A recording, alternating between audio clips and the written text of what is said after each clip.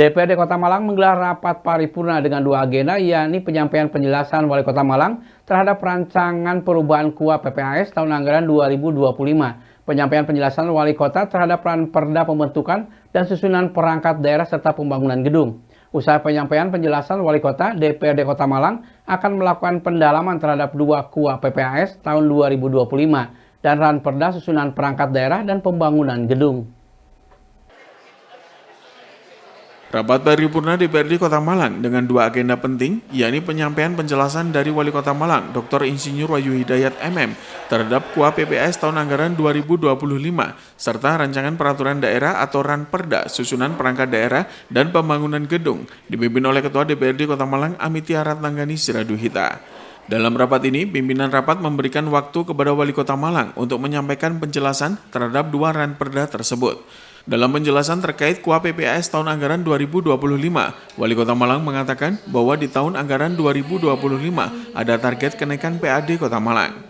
Sementara dalam penjelasan terhadap Ranperda susunan perangkat daerah dan pembangunan gedung, Wali Kota Malang Dr. Insinyur Wahyu Hidayat MM menyampaikan bahwa perubahan struktur perangkat daerah bertujuan untuk menciptakan efisiensi dan meningkatkan responsivitas kinerja birokrasi. Beberapa dinas akan mengalami pemekaran dan penyesuaian nomenklatur sesuai hasil konsultasi dengan pemerintah Provinsi Jawa Timur dan Kementerian Dalam Negeri. Ada beberapa dinas yang akan dipecah, diantaranya Dinas Sosial, Diskopindak, dan juga Dinas Pemadam Kebakaran akan dipisahkan dari dinas sebelumnya. Wali Kota Malang juga menambahkan bahwa Kota Malang tengah bersiap membentuk Dinas Ekonomi Kreatif, menyesuaikan dengan potensi lokal, serta rencana komersialisasi Malang Creative Center atau MCC.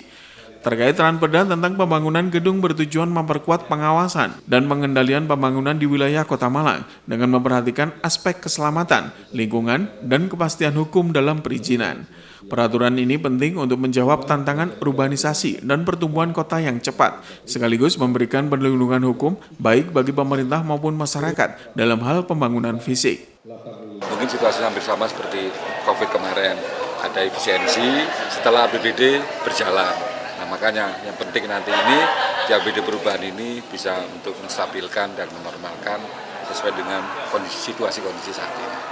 Kita nanti ada beberapa OPD, ada yang kita pecah, ada yang menyesuaikan nomenklatur, kemudian juga kita akan menambah. Ini kita bahas dan ini sudah hasil konsultasi kita ke provinsi dan di kementerian. Mudah-mudahan nanti dalam pembahasan ini bisa cepat, kita akan masukkan dalam RPJMD kita. Yang sudah ini seperti dinas sosial nanti kita akan pecah, kemudian dinas Diskoperindak dan kita akan pecah, ada dinas baru, dinas pemadam kebakaran, itu di Disnaker itu juga akan kita pecah. Kemudian ini tetap kita dalam proses konsultasi ada dinas ekonomi kreatif, ini sedang kita konsultasi. Terkait dengan pengelolaan MCC, kita harapkan nanti dinas ekonomi kreatif akan jalan. Kita sudah ada SKB antara Kementerian Dalam Negeri dengan Kementerian Ekonomi Kreatif, ya. Ada penyesuaian terkait SKB tersebut karena melihat situasi kondisi saat ini. Karena kita masih berkonsultasi, sampai saat ini kita menunggu perubahan SKB tersebut. Karena kemarin Pak Menteri Ekonomi Kreatif sudah datang ke sini dan melihat bahwa Kota Malang ini potensial sekali untuk membentuk Dinas Ekonomi Kreatif. Sementara Ketua DPRD Kota Malang menyatakan bahwa pembahasan lanjutan terhadap kedua Ranperda ini akan segera dijadwalkan melalui rapat-rapat komisi dan panitia khusus. Diharapkan kedua regulasi strategis ini dapat segera ditetapkan agar mampu mendorong reformasi birokrasi dan penataan ruang kota yang lebih baik. Kalau saya tadi dari sekilas yang disampaikan, yang saya garis bawahi adalah pendapatan. Ya, ini ada Pak Waka juga.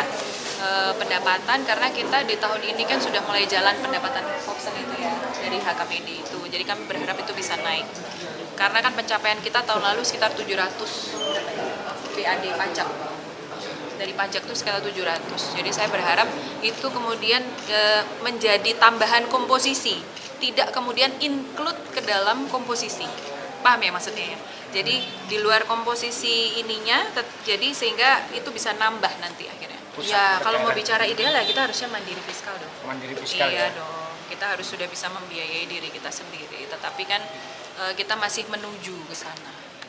Ya, itu kan pasti terus kita kejar melihat optimasi untuk peningkatan PAD itu kan sebetulnya gitu. Ya, kita sekarang udah 2,6. Kapan itu dulu kita pernah 2,7 ya, Pak? 2,7. Ya, pernah 2,7 gitu kan total APBD-nya. Nah, ini yang harus kita tingkatkan. Itu sih. Ya bertahap, on schedule maksudnya dengan roadmap pasti. Simon Alfredo melaporkan.